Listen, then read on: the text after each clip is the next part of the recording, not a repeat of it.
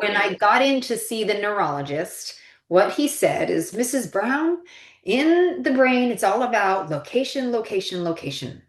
I mean, he may as well have been a real estate agent. And he said, unfortunately, your tumor is in a very bad location. And that location was between the end of my ear canal and wrapped around my brainstem.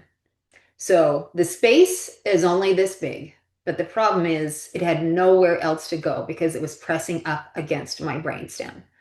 So that day, he literally said the words, I wouldn't touch you with a 10-foot pole. And I left there with my husband and had one of those scenes that you see in movies where you throw your arms around each other in the hallway of the hospital and you just start sobbing because he literally just said, there's nothing we can do for you. And that is a place you don't ever want to be. Keep it on the movie screen. Don't ever want it in your own life.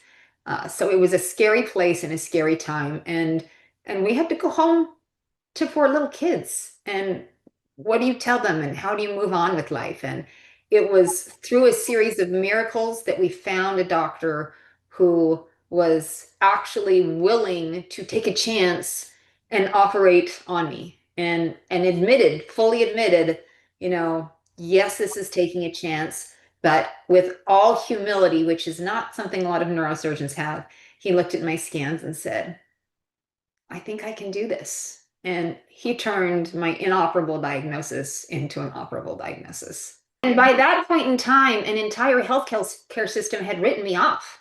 And I thought, well, what do I do? Just go home and wait to die? I mean, and I was 32 years old. So I was in the prime of my life. And it was a scary, scary place to be. So finding that person in whom I could have the trust that he knew what he was doing and he was willing to take me on and say, you trust me.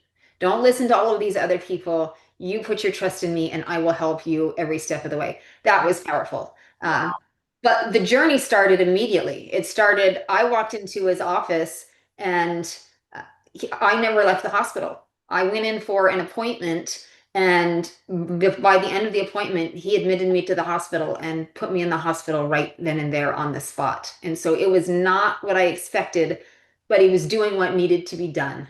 He said, we do not have time to wait. We've got to get this figured out. And so he admitted me to the hospital on the spot.